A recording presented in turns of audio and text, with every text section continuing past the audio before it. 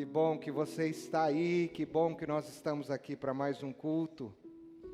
E eu tenho certeza absoluta de que Deus quer continuar falando ao nosso coração, porque falando Ele já está desde o início desse culto. E eu quero compartilhar uma palavra com vocês que está no livro do Êxodo, no capítulo de número 33, a partir do versículo de número 7. Êxodo 33, a partir do versículo de número 7. Glória a Deus, aleluia. Diz assim a palavra do Senhor: Moisés costumava montar uma tenda do lado de fora do acampamento. Ele chamava a tenda do encontro.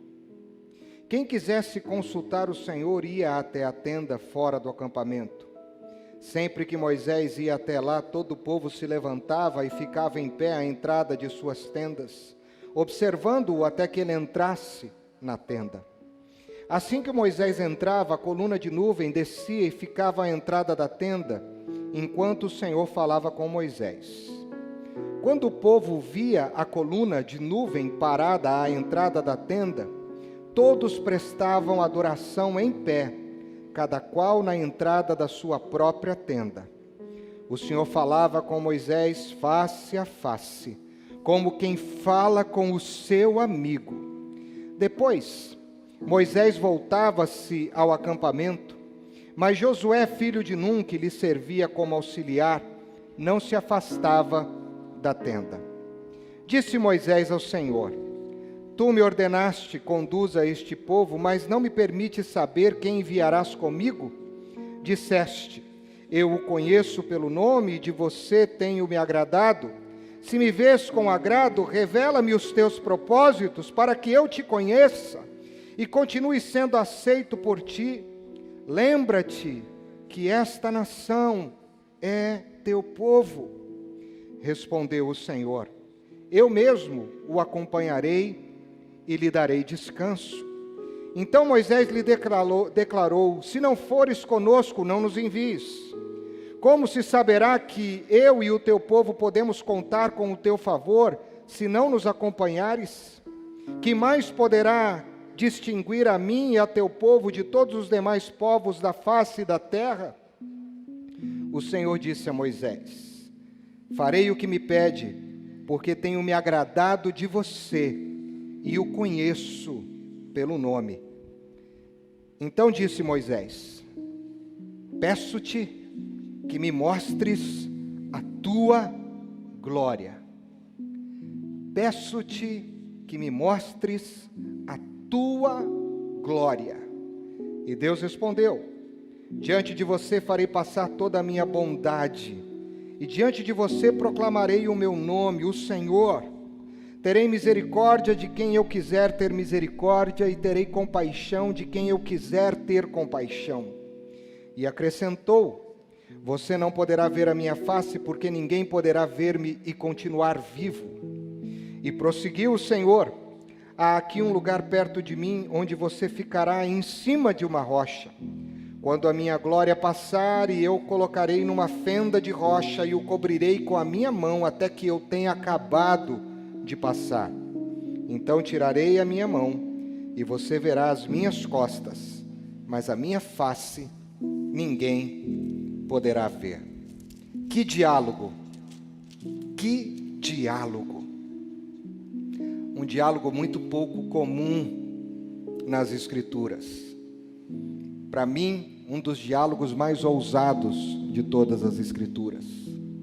Para mim, um dos diálogos mais ousados de toda a humanidade desde a criação de Adão. Que diálogo! Moisés diz ao Senhor: Senhor, eu peço, no versículo de número 18, que o Senhor me mostre a tua glória. Que pedido! Que pedido! Também não muito comum, pedido ousado, pedido cheio de significado. E nessa noite eu quero te convidar, a partir da palavra de Deus, a ousadamente fazer o mesmo pedido que Moisés, na sua casa, na nossa geração. Senhor, eu te peço que me mostres a tua glória. Em 1893, um grande oceanógrafo norueguês chamado Fridtjof Nansen embreou numa grande campanha de querer conhecer o Mar Branco, conhecido como o Oceano Ártico. E uma dos seus objetivos era tentar descobrir as profundidades do oceano perto das geleiras. E contando a sua biografia, disse que um dia esse oceanógrafo foi até um determinado lugar que havia planejado e parou ali e disse: aqui é o lugar que eu quero medir a profundidade do oceano. Então ele pegou uma primeira linha de medição e começou a baixá-la, até que ela chegou ao fim e ele percebeu que não havia chego ao fundo. Ele subiu e escreveu no seu livro de relatos: mais profundo que isso. No dia seguinte, ele tentou fazer a mesma coisa, agora com uma outra linha de medição mais longa, com maior comprimento. Foi a mesma tentativa, até que chegou ao fim daquela segunda linha, e quando chegou ao fim da segunda linha, ele percebeu que não havia chegado ao fundo. Ele escreveu novamente no seu livro de relatos: mais profundo que isso. No terceiro dia, ele pegou uma linha ainda maior do que a segunda, muito maior, e foi então tentar chegar ao fundo do Oceano Ártico. Foi abaixando a linha, baixando, até que ela chegou ao final, e ele percebeu que não havia chego ao fundo. Recolheu a linha e escreveu: mais profundo que isso. Ele ficou perturbado, porque ele já tinha usado todas as suas linhas de medição, e ele foi usando todas, e numa noite, nas suas medições, ele disse: já sei o que eu vou fazer, eu vou juntar todas, vou pegar a primeira, vou juntar com a segunda, com a terceira, com a quarta, com todas as que eu tenho, porque eu vou chegar até o fundo e vou medir a profundidade desse oceano. E assim ele fez. Pegou todas as suas linhas de medição e começou a baixá-las, todas juntas, e de repente as linhas se acabaram, e ele percebeu que o fundo não havia chego ainda. Ele puxou todas, e aí ele escreveu assim: mesmo assim, ainda é mais profundo do que isso. E quando eu lembro dessa história, eu fico imaginando a nossa relação com Deus. Por mais que nós queiramos conhecer a Deus, por mais que nós nos embrenhemos numa aventura de intimidade, de conhecer a Deus, a cada nível que nós vamos tentando avançar, nós vamos descobrir que Deus é bem mais profundo do que isso. Paulo entendeu isso, falando sobre a profundidade da riqueza e da sabedoria.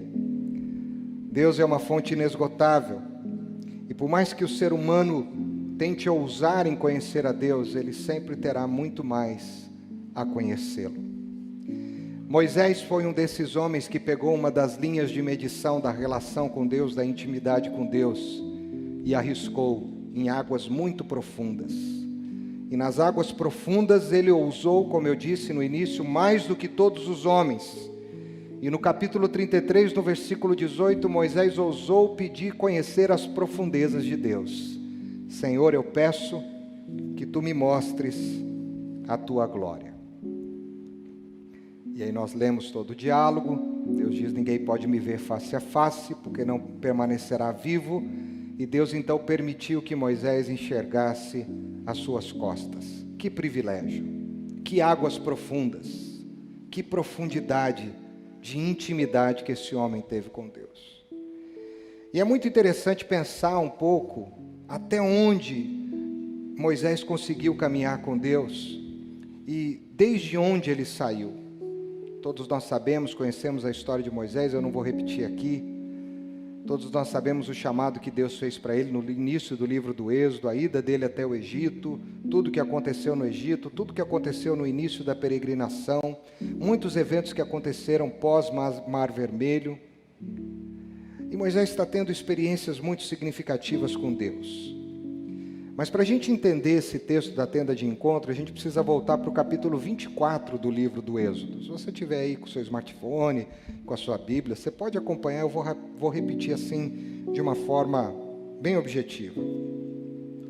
Essa ministração de monte, de relacionamento, de visão, de transcendência, de glória, começa a acontecer de uma forma mais contundente na vida de Moisés a partir do versículo 24 do livro do Êxodo, quando Deus o chama, e chama também alguns homens, Arão, Nadab, Abiú, 70 anciãos de Israel, Arão, o irmão de Moisés, e os seus 2 filhos, para que eles pudessem subir ao monte e se encontrarem com o Senhor e terem uma experiência então singular.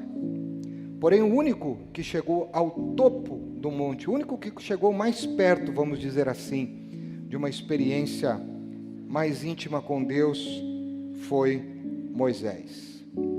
E aí eu fiquei pensando, por que será que esses homens não subiram na mesma altitude que Moisés subiu? E a conclusão que eu cheguei, olhando um pouco para a biografia desses homens, é que para você poder chegar até uma altitude de intimidade com Deus, o seu caráter vai determinar tudo. Cada passo da subida, cada degrau da escada, não é determinado pela sua experiência religiosa, não é determinado pelo seu pedigree religioso, não é determinado pelo seu tempo dentro de uma igreja, mas é o seu caráter. E quando a gente olha, por exemplo, para Arão, que era o irmão mais velho de Moisés, a gente entende por que ele não subiu ao monte. Esse Arão que foi recomendado por Deus a Moisés por causa da sua eloquência, porque tinha facilidade na oratória, esse que foi um colaborador direto de Moisés, este que sustentou os braços de Moisés na guerra contra os amalequitas, este que foi separado para o sacerdote, era um homem de fraco caráter comparado ao caráter de Moisés. Todos nós sabemos que ele cedeu à pressão do povo, enquanto Moisés estava lá na altitude do monte, na intimidade, e ele permitiu que o bezerro de ouro fosse construído. Então Arão viabilizou a idolatria no meio do povo de Deus, e ainda mais, a Bíblia diz que Arão teve inveja de Moisés. O caráter determina a altitude que você chegará da intimidade. Se olharmos para Nadab e Abiú, os filhos mais velhos de Arão, Nadab iria ser o substituto natural do seu pai no sacerdócio. Mas ele e o irmão morreram. E sabe por que eles morreram? Porque eles ofereceram fogo estranho. Fogo estranho significa eles queimaram incenso para um deus pagão. E estes homens, então, porque fizeram uma oferta profana, foram mortos. Não podiam chegar na altitude da intimidade. O caráter revela até onde nós vamos subir, nas alturas da intimidade com o Pai. Agora Moisés, no versículo 11 do capítulo 33, diz que este homem, Moisés, falava com o Senhor face a face. E falava com o Senhor, e o Senhor falava com ele como se fala com um amigo. E Moisés, ao subir no monte sozinho, você está comigo, ele simboliza algo muito lindo no Antigo Testamento, porque Moisés é um tipo de Cristo do Antigo Testamento, e ele nesse momento simboliza o mediador entre Deus e os homens.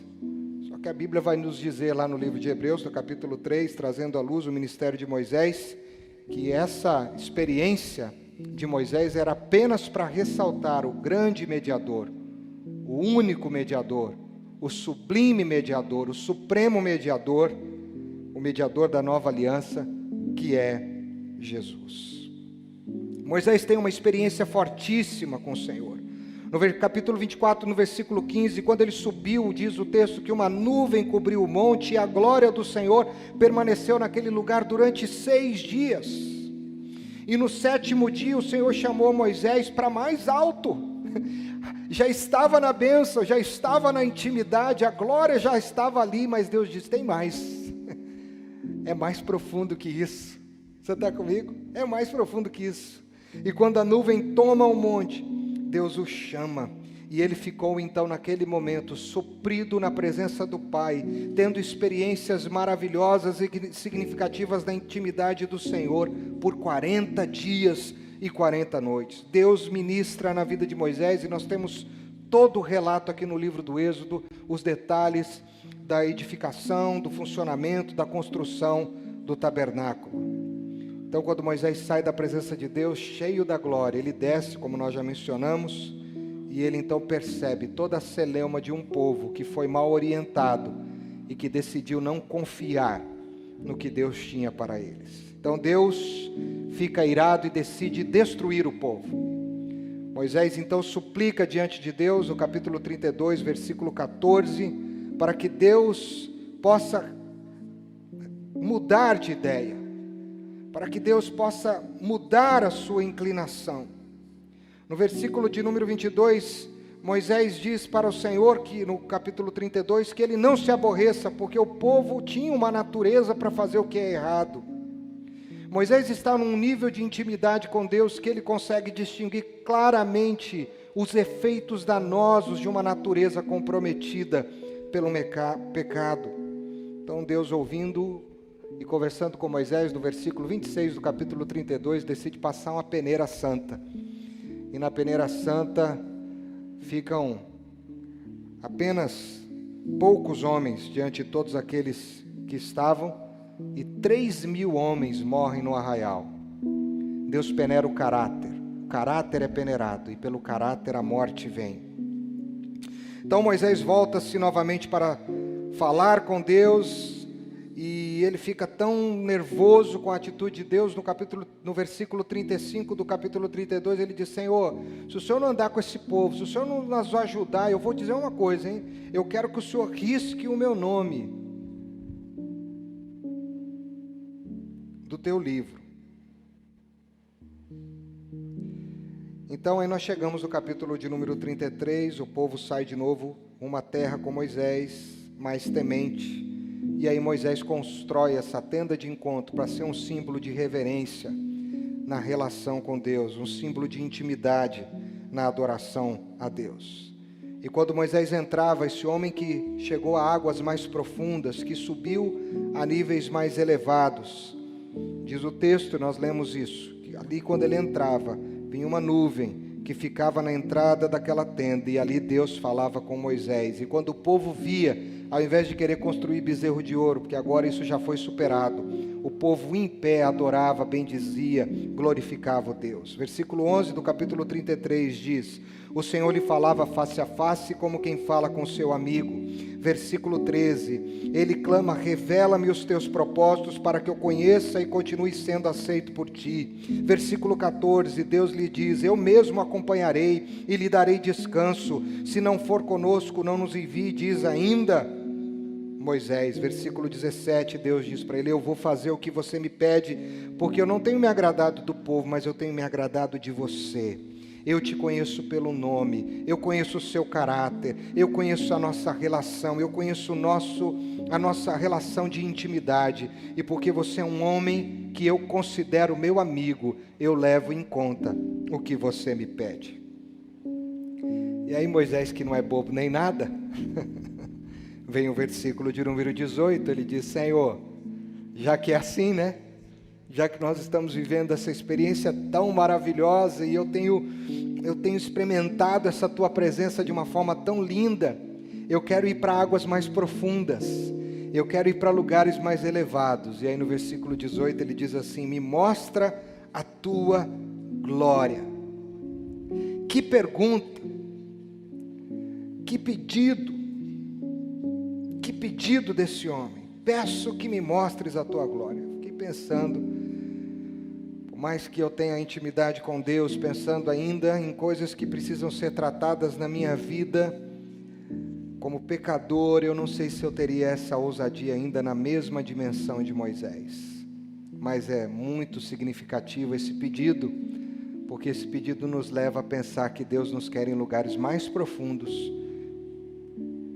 E é muito interessante porque essa pergunta poderia abrir uma variante, né? Uma variável de várias coisas que Deus poderia responder. Quando ele diz assim, eu peço que tu me reveles a tua glória, o que significa glória?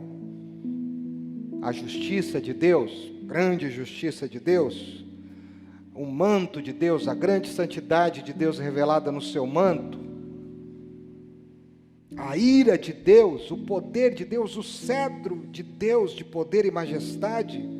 Será que quando ele clamou que o Senhor me mostre a tua glória, ele esperava que aquela montanha fosse acometida de um grande terremoto e de relâmpagos e trovões e fogo e anjos e luzes incandescentes brilhando? Só que Deus é surpreendente. E aí vem algo lindo que eu quero deixar para você sobre a intimidade que o Espírito tem me mostrado. É que ao invés de Deus mostrar esse grande poder, essa grande justiça, fogos, raios, trovões, terremotos, Deus de uma forma delicada responde no versículo 19. Você quer ver minha glória? Então eu quero te mostrar a expressão da minha glória, Moisés. E aí Deus diz, diante de você farei passar toda a minha bondade. Diante de você farei passar toda a minha bondade. E aí eu tenho aprendido que no caminho da intimidade mais profunda, a primeira manifestação da glória de Deus, daquele que quer de fato ir a águas mais profundas, é conhecer a indubitável, inquestionável, maravilhosa bondade de Deus, que não é atributo apenas de uma ação, de uma atitude, de um gesto, mas que é um atributo distintivo do caráter desse Deus que nós servimos. Esse Deus que é bom. E nós precisamos aprender que Deus, sobre a sua bondade, Ele quer nos revelar algumas coisas que talvez a gente não perceba. Porque se a gente fizesse essa oração hoje, como Moisés, e Deus respondesse, eu quero te mostrar toda a minha bondade, não, Senhor, mas eu quero poder, eu quero milagres, eu quero, Senhor, revelações, eu quero, Senhor, coisas transcendentais, coisas que não se podem explicar.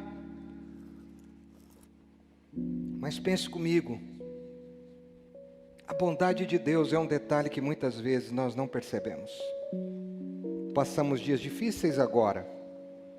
Isso tem uma coisa que tem nos sustentado e o Espírito gentilmente falou ao meu coração, na intimidade, é o que tem sustentado vocês em meio a todo esse caos, é a minha bondade.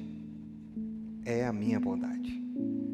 E na intimidade você vai entender o que é a minha bondade. A bondade de Deus tem se revelado na sua vida, querido, a cada dia Ele te sustentando. A bondade de Deus tem se revelado na sua vida a cada dia Ele te guardando e te livrando de todo o mal. A bondade de Deus tem se revelado na nossa vida, nos suprindo em cada uma das nossas necessidades, desde o dia que nós fomos formados no ventre da nossa mãe.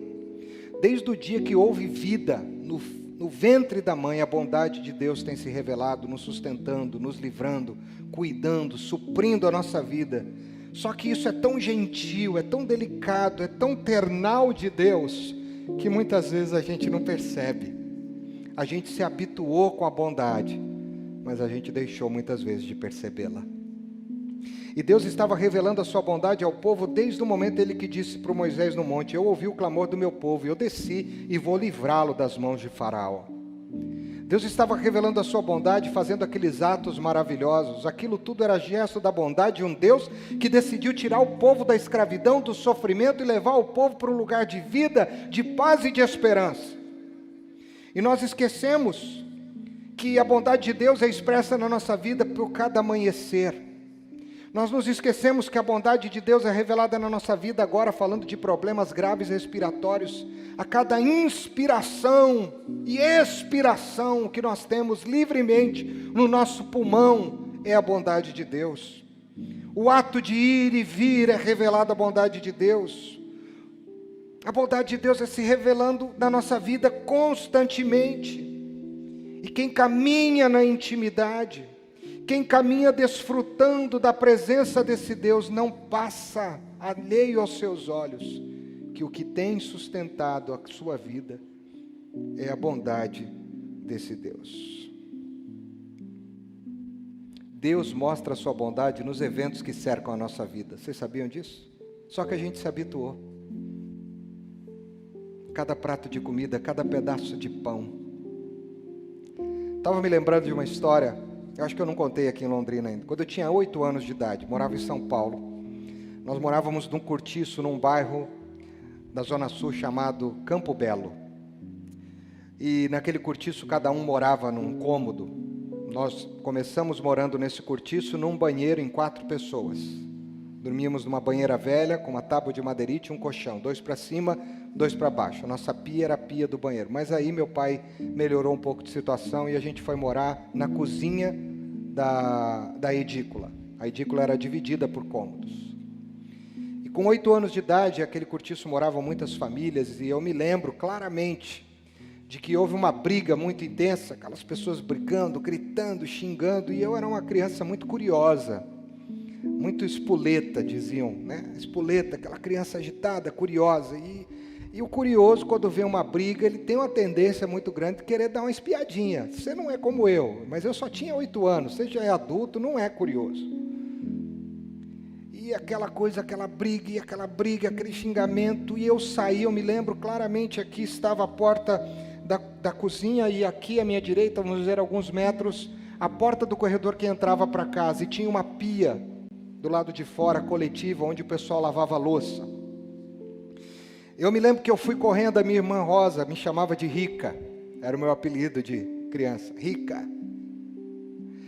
E aí eu fui correndo, ela gritou assim, Rica, e eu fui correndo, e quando eu cheguei, ela gritou Rica, e ela me puxou. No que ela me puxou, um tiro foi dado daquele corredor, e o tiro pegou exatamente na parede, na altura da minha cabeça. Parece cena de filme, de novela, você pode achar que eu estou inventando, mas eu não estou te inventando essa história. Naquela fração de segundo, na minha ingênua curiosidade de criança, no puxão da minha irmã e no livramento daquele tiro na parede, Deus disse para mim, a minha bondade tem te sustentado. Esse foi um dos inúmeros gestos de bondade de Deus na minha vida, só que a gente não percebe. Talvez você seja como aquele homem que um dia olhou para uma grande árvore, enorme, com galhos enormes, folhas enormes. E ele olhou para aquela árvore tentando ver que tipo de fruto ela tinha, e de repente ele foi olhando para um galho, e aí ele viu aquele galho enorme, um fruto bem pequenininho, quase não dava para perceber, e ele disse assim, poxa vida, uma árvore tão grande dessa, com um fruto tão pequeno, não combina a árvore com o fruto. E aí ele olhou para baixo, e quando ele olhou, ele viu um pé de abóbora, não sei quantos aqui já viram um pé de abóbora, e aí ele olhou aquele pé de abóbora, aquela rama de abóbora, e viu uma abóbora enorme. Ele disse, como pode? Uma rama pequenininha aqui com uma abóbora desse tamanho? Essa abóbora tinha que estar lá em cima daquela árvore, e essa fruta pequenininha tinha que estar aqui embaixo nessa rama pequena. E ele ficou indignado com aquilo, ele falou, se eu fosse Deus, no dia da criação, se eu estivesse lá, e ele me perguntasse o que combinava com o que, eu diria, abóbora na árvore e frutinha pequena no pé de abóbora. E ele ficou ali e tal, e sentou, e de repente ele tirou um cochilo no pé da árvore. O que você acha que aconteceu? Quando ele estava dormindo, de repente, pá! Ele acorda, o negócio caiu na cabeça dele. E o que tinha caído na cabeça dele? O pequeno frutinho da árvore enorme.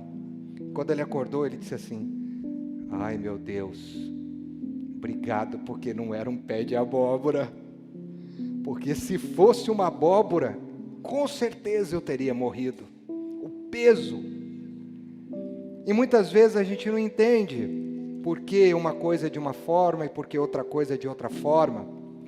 Mas isso revela que Deus é bom e que Ele tem sempre algo especial para revelar na nossa vida através da sua bondade. E eu não tenho dúvida de que no meio de tudo isso que nós estamos vivendo, Deus está revelando para nós a sua bondade. Por isso que o Salmo 100, versículo 5 diz assim: o Senhor é bom, o seu amor leal é eterno e a sua fidelidade permanece por todas as gerações. Bondade ligada a caráter de Deus. Bondade revelada na intimidade. Sabe, pastores, eu tenho buscado, e hoje pensando nessa mensagem, eu gostaria de conhecer mais dessa glória através da bondade.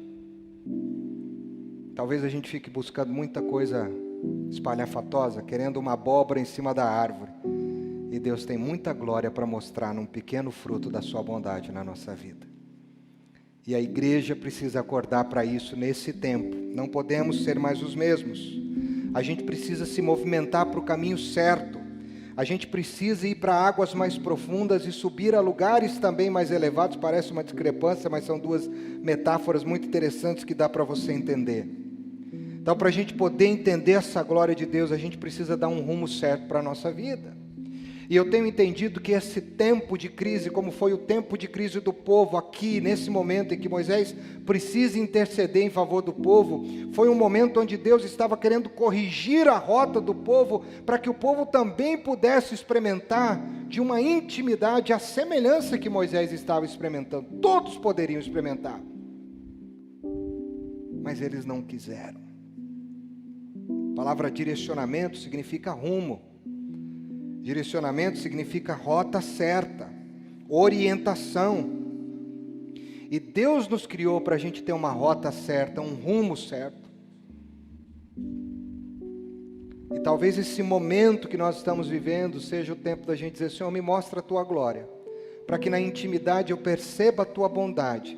E em percebendo a Tua bondade eu fique grato, eu fique contente, eu me sinta plenamente satisfeito, e grato, contente e satisfeito, eu te adore, eu te adore, eu te adore, eu te adore, a ponto, Senhor, a ponto de mudar os rumos da minha vida, a ponto, Senhor, de eu mudar marcas do meu caráter, porque eu não quero ficar no pé do monte, Senhor. O pé do monte é lugar de idolatria, o pé do monte é lugar de confusão, o pé do monte é o lugar onde as pressões ficam falando na minha cabeça. Eu quero ir para o lugar mais calmo, mais protegido pela nuvem da Tua glória nesses dias. O que tem tirado a igreja da rota? Você sabe, perguntinha básica de escola dominical: o pecado. E uma das coisas que Deus quer que nós, como igreja, nesse tempo, reavaliemos é o nosso caráter. Por que Arão, por que Nadab e Abiú não subiram? Porque Deus avaliou o caráter. Porque 3.000 homens morreram no acampamento? Porque Deus revelou o caráter. Porque muita gente não experimentou a intimidade com Deus? Porque Ele é santo, e na presença da intimidade nós precisamos também ser santos.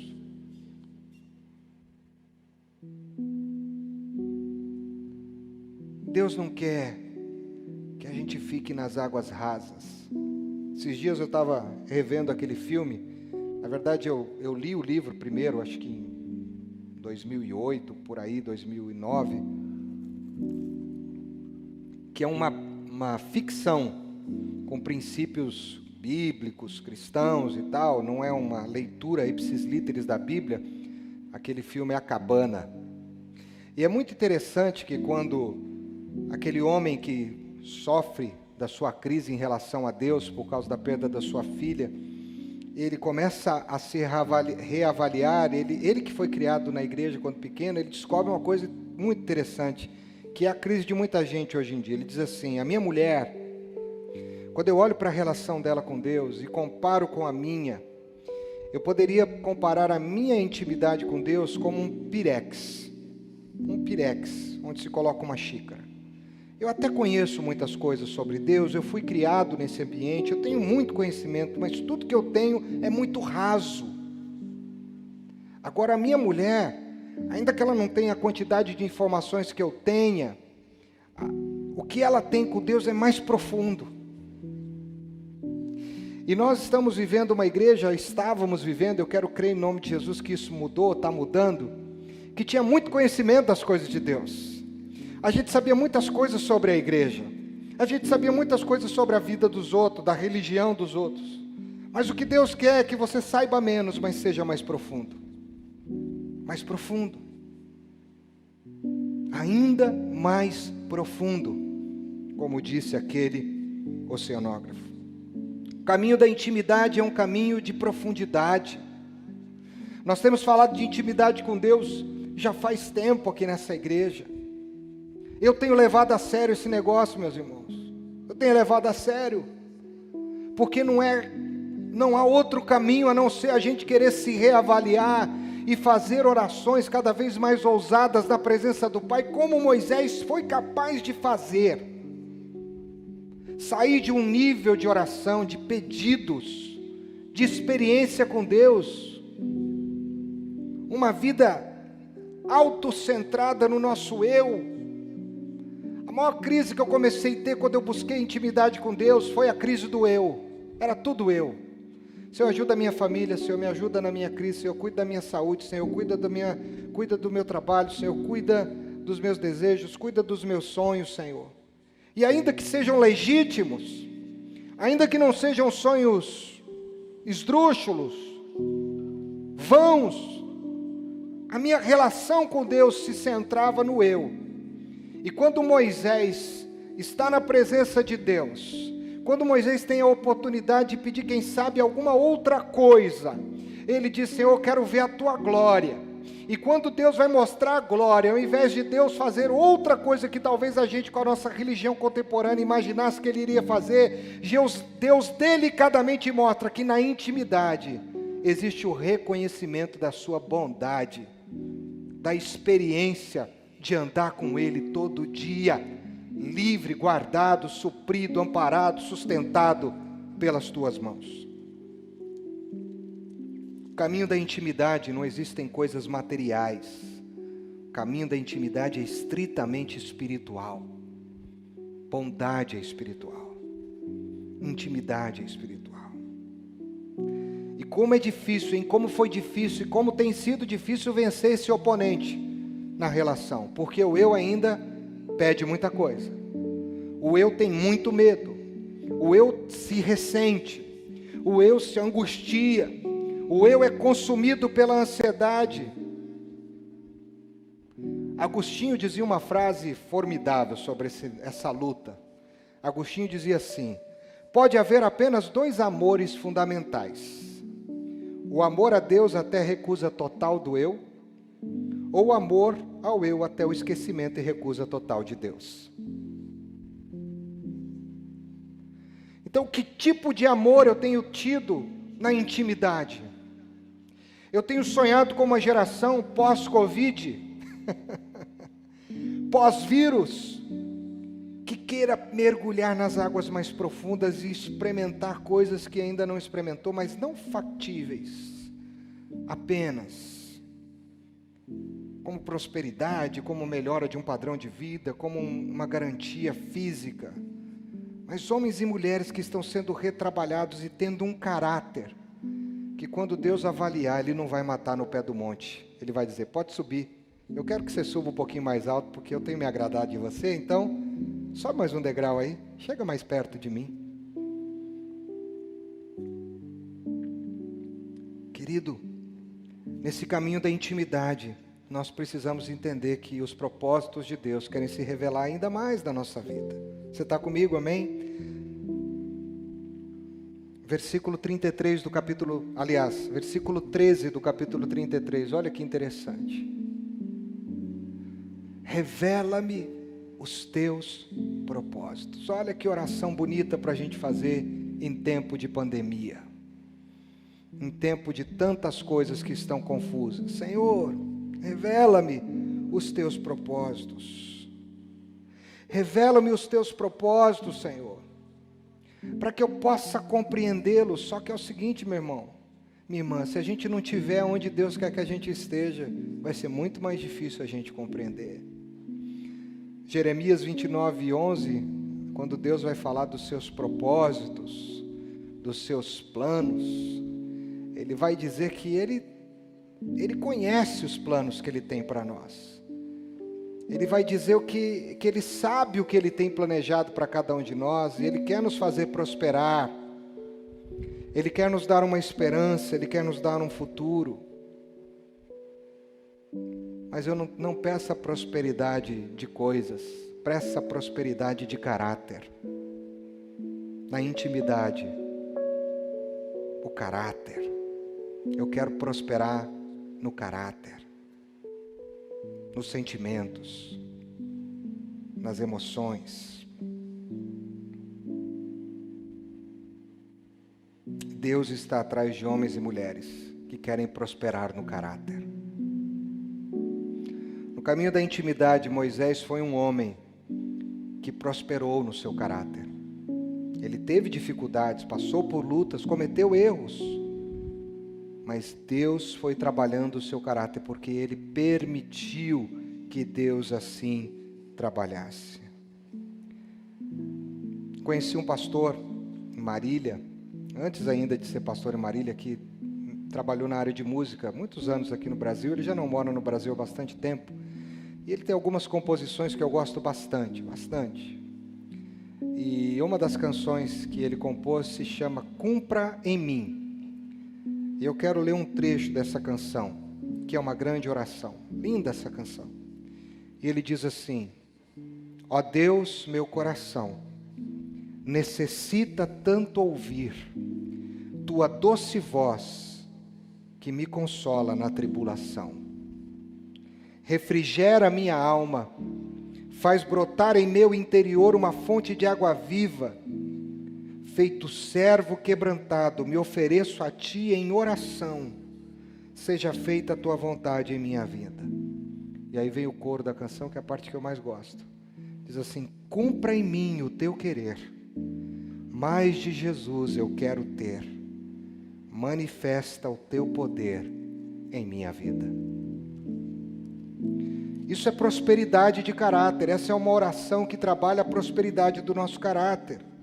E Deus quer cumprir o querer dEle na nossa vida. Eu vou repetir. Deus quer cumprir o querer dEle na nossa vida.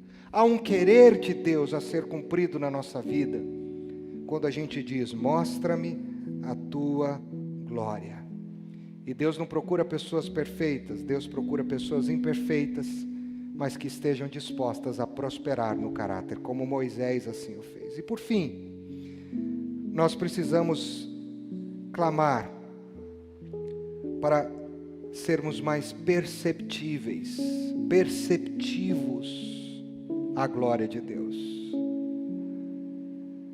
Precisamos, nesse tempo de pandemia, de recluso, de busca, dizer: Senhor, aumenta a minha percepção, a minha sensibilidade, para eu discernir a Tua glória.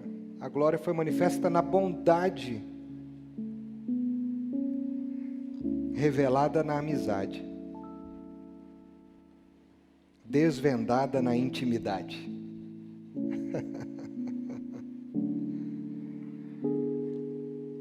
E aí no capítulo 34, versículo 10, o Senhor diz assim: faço com vocês uma aliança, disse o Senhor. Diante de todo o seu povo farei maravilhas jamais realizadas. Vamos nos apropriar, vamos dizer amém, eu recebo? Diante da IPI Filadélfia, diante das famílias da IPI Filadélfia, diante de Londrina, diante do Paraná, diante do Brasil, farei maravilhas jamais realizadas na presença de nenhum outro povo do mundo. Eita glória! Você já pensou o que é isso, meu irmão? O que Deus está querendo dizer para Moisés é que: Moisés, o povo no meio do qual você habita vai ter uma experiência, por causa da sua intimidade comigo, por causa do seu caráter comigo, por causa da sua busca na minha presença, que nenhuma outra nação na terra terá.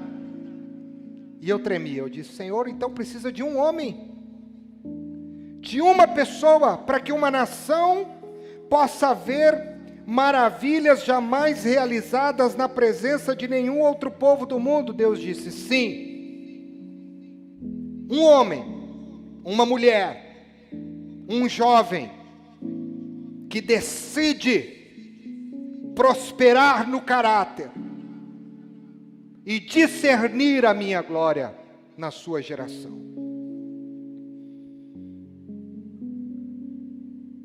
E quando Moisés termina esse diálogo com Deus, essa experiência, o versículo 29 do capítulo 34 diz o que aconteceu.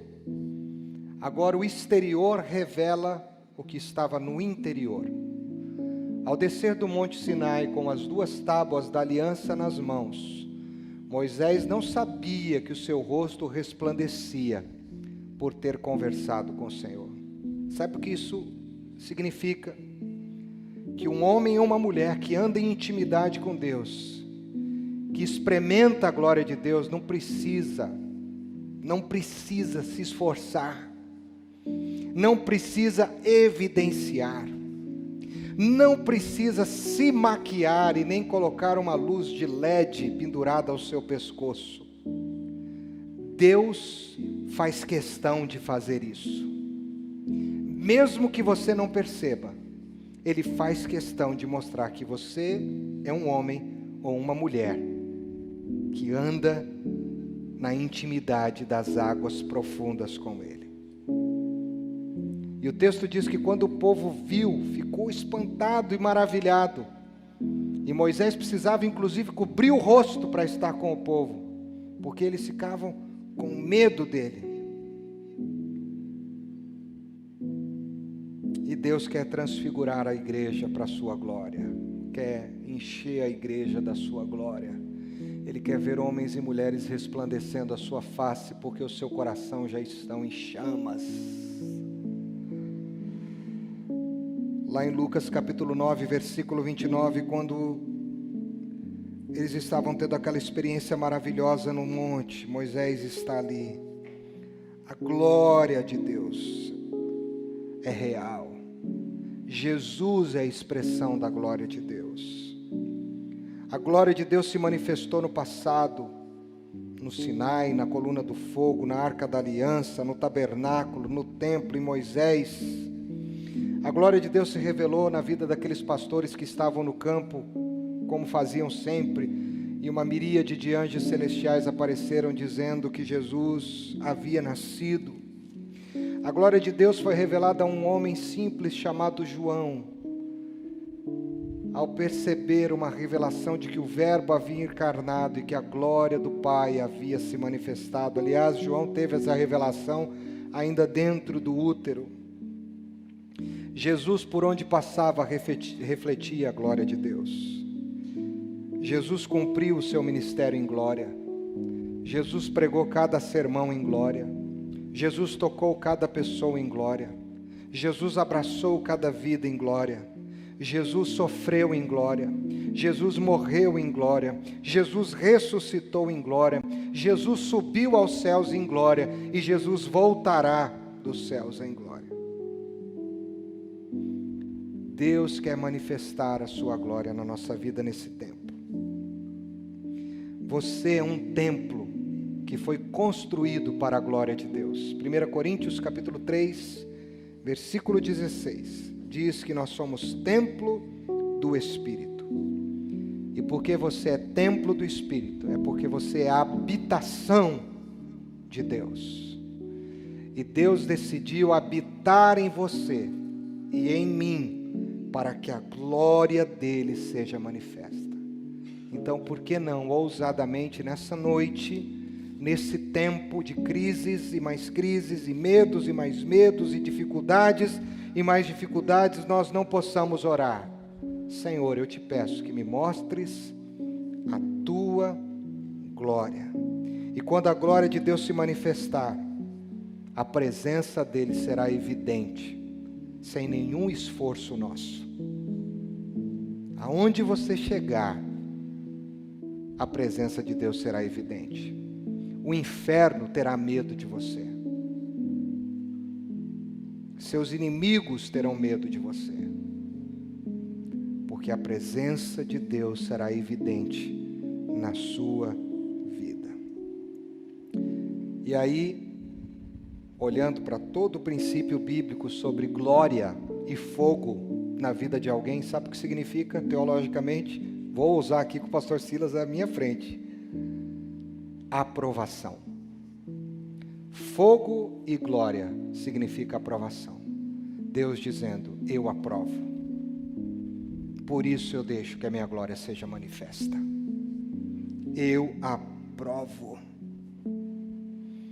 E Deus quer aprovar uma geração que está disposta a fazer essa oração, porque está disposta a reavaliar o seu caráter, porque está disposta a ser mais sensível ao sentir e ao mover de Deus, que está disposta a corrigir a sua rota, que está disposta a dizer, mostra-me a tua glória. E eu tenho orado para que Deus manifeste a sua glória no meio desta igreja, na vida das crianças, na vida dos pré-adolescentes, é assim que eu oro, na vida dos adolescentes, na vida dos jovens, na vida dos jovens adultos, das pessoas de meia idade, dos idosos, de cada homem, de cada mulher, de cada pai, de cada mãe, de cada filho, de cada filha, de cada marido, de cada esposa. Deus mostra a tua glória. O grande desafio é você entender que Deus já está revelando a sua glória nos dias de hoje, mostrando a sua bondade. Então, no dia de hoje, a ceia revela a bondade. O gesto bondoso de Deus de enviar o seu filho. E aí eu cheguei à conclusão de que tudo é bondade. Porque Adão não foi destruído no Éden, bondade de Deus. Porque que ele sustentou todo o povo na história do Antigo Testamento, bondade. Porque ele decidiu dar o seu único filho por amor, bondade. Porque Jesus decidiu sofrer e levar sobre nós as suas cargas, bondade. Porque ele ressuscitou por nós, bondade. Porque ele enviou o Consolador, bondade. Porque ele voltará para buscar a sua igreja, bondade. Bondade revela a glória de Deus. Quando foi a última vez que você reconheceu a glória de Deus na sua vida, manifesta pela bondade? Quero orar com você. Feche os teus olhos. Pense um pouco no que você ouviu. Eu não sei de que forma essa mensagem falou ao seu coração. Eu sei como ela falou ao meu. Me desafiou profundamente, profundamente. Mas Deus te convida ainda mais profundo. Pai, muito obrigado por essa palavra. Muito obrigado pela tua doce, santa e poderosa presença na tua palavra. Muito obrigado pelo teu Espírito que nos inspira. Muito obrigado, Senhor, porque o Senhor tem um convite para cada um de nós nessa noite. O Senhor quer se revelar. O Senhor quer revelar a tua glória, a tua igreja nesses dias. Mas ajuda-nos a corrigirmos a rota e não nos iludirmos com falsas ideias da tua glória.